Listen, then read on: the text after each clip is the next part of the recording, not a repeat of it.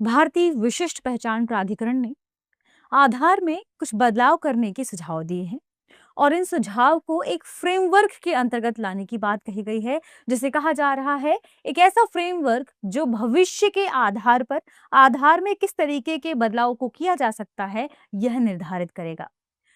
आज की current news में हम इसी विषय पर चर्चा करने वाले हैं, जिसमें भारतीय विशिष्ट पहचान प्राधिकरण यानी उदय, जिसे हम UIDAI के नाम से जानते हैं, इसने आधार विजन 2032 फ्रेमवर्क जारी किया है। ठीक है, तो आधार विजन 2032 फ्रेमवर्क में कौन सी चीजें शामिल की गई हैं, इस फ्रेमवर्क को लाने का क्या उद्देश्य है, हम आज के सेशन में से समझेंगे।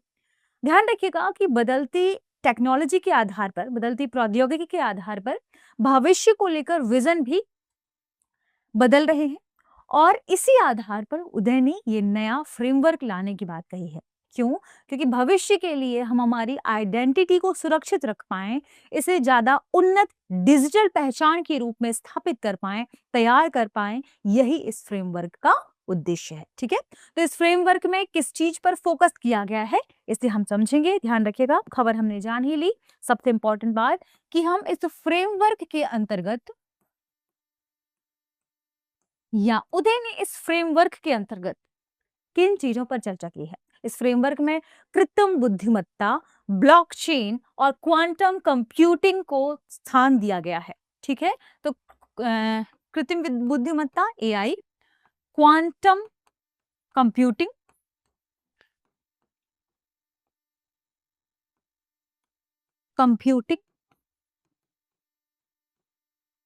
ब्लॉकचेन,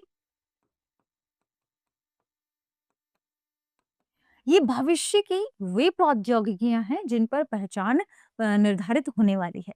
ठीक है, तो ऐसी तकनीकों का उपयोग किया जा सकता है भविष्य में। इस फ्रेमवर्क में इन चीजों को शामिल किया गया है कि भविष्य में पहचान के लिए AI, क्वांटम कंप्यूटिंग और ब्लॉकचेन तकनीकों का इस्तेमाल किया जा सकता है। इसके अलावा ध्यान रखिएगा कि ये जो फ्रेमवर्क लाया गया है, इसका मुख्य मकसद क्या है। यह पहल भारत की डिजिटल गवर्नेंस है, जो हमारी ई गवर्नेंस है, उसको अगले आने वाले दशक में नई दिशा देना चाहता है। तो ई गवर्नेंस को, भारत की यह जो पहल है, यह भारत के ई गवर्नेंस को एक नई दिशा देना चाहता है। इसीलिए इस फ्रेमवर्क को, जो 2032 तक के लिए निर्धारित की गई है, इसे लॉन्च करने की बात कही गई है। ठीक है, ये इस फ्रेमवर्क को उच्च स्तरीय विशेषज्ञ समिति के मार्गदर्शन में बनाया गया है। किसके मार्गदर्शन में? उच्च स्तरीय विशेषज्ञ समिति, विशेषज्ञ समिति के मार्गदर्शन में, बनाया गया है। तो मुख्यतः किन बिंदुओं पर फोकस है, कैसे बनाया गया है और किसको नई दिशा देने की बात इसके भीतर की गई है, हमने चर्चा कर लिया। उद्देश्य क्या है? उद्देश्य है कि हम तकनीकी नेतृत्व बनाए रखें और भारत का जो वैश्विक लेवल पर तकनीकी को लेकर अपना खुद का एक कदम है, उसमें हम आगे बढ़ पाए।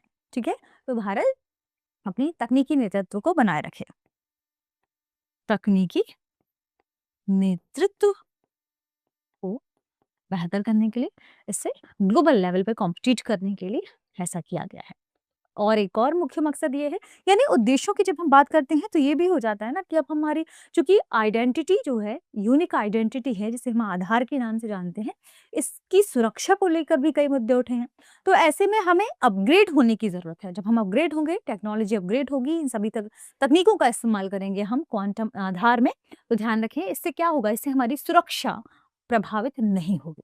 तो सुरक्षा और समावेशिता को सुदृढ़ करना भी इसका उद्देश्य है। सुरक्षा व समावेशिता को सुदृढ़ करना भी हमारा उद्देश्य है। इस फ्रेमवर्क में मुख्यतः जो की पॉइंट्स हैं वो यही हैं। अब बात कर लेते हैं हम उदय के बारे में। आखिर उदय क्या है? उदय का मतलब unique identification authority of India. Unique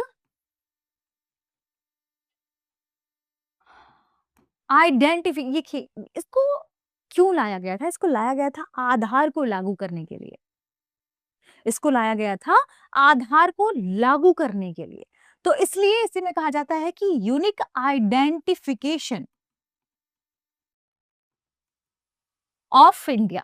Bharat में जो हमने लॉन्च करने की बात की थी कि हम कैसे इसे लॉन्च करेंगे, अथॉरिटी ऑफ इंडिया, आधार को हम किस तरीके से लॉन्च करेंगे, इसके लिए इस संस्था को स्थापित किया गया था, जिसे कहा जाता है, जिसका शॉर्ट फॉर्म है उदय, जिसे unique identification authority of India कहा जाता है, जिसे कहा जाता है हिंदी में भारतीय विशिष्ट पहचान प्राधिकरण।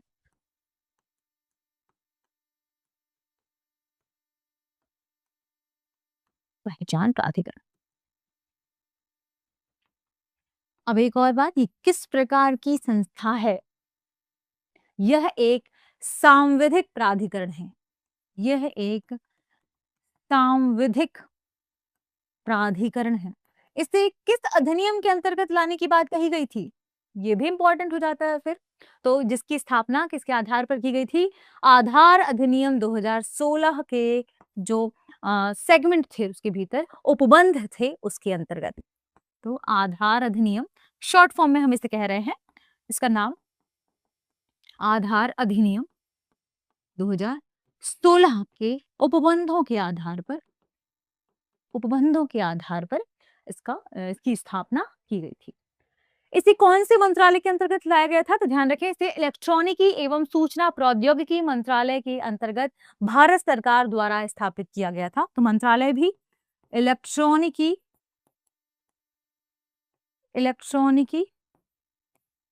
एवं सूचना प्रौद्योगिकी मंत्रालय सूचना प्रौद्योगिकी मंत्रालय के अंतर्गत स्थापित किया गया था जुलाई 2016 में। ठीक है, कब? 12 जुलाई 2016 में भारत सरकार के द्वारा स्थापित किया गया था। 2019 में इसमें संशोधन भी हुए आवश्यकता अनुसार। जैसे जैसे समय बढ़ता है प्रौद्योगिकियां चेंज होती हैं, इस आधार पर इनमें संशोधन भी होते हैं। ये ध्यान रखिएगा कि उदय का मुख्य मकसद क्या है कि जो दोहरी पहचान है उसे खत्म किया जा सके, फर्जी पहचान को समाप्त करने के उद्देश्य से। तो इसका उद्देश्य था दोहरी व फर्जी पहचान को समाप्त करना, उदय का मुख्य मकसद है, इसका मुख्य उद्देश्य है। तो इस फ्रेमवर्क में जो की पॉइंट्स थे उन पर हमने चर्चा की कि आखिर फ्रेमवर्क के की पॉइंट क्या है, किन तकनीकों को भविष्य में शामिल किया जाएगा आधार के लिए, इसे क्यों लाया जा रहा है, कौन सी समिति ने बनाया, मुख्य इसका उद्देश्य क्या है। अब देखते हैं आज के सेशन का प्रश्न है आधार विजन 2032 फ्रेमवर्क का मुख्य उद्देश्य क्या है? ऑप्शन ए, भारत में कृषि उत्पादन बढ़ाना। ऑप्शन बी, डिजिटल पहचान प्रणाली को भविष्य के लिए मजबूत बनाना। ऑप्शन सी, आधार कार्ड को केवल ऑफलाइन उपयोग के लिए सीमित करना। और ऑप्शन डी, जनसंख्या गणना में सुधार करना।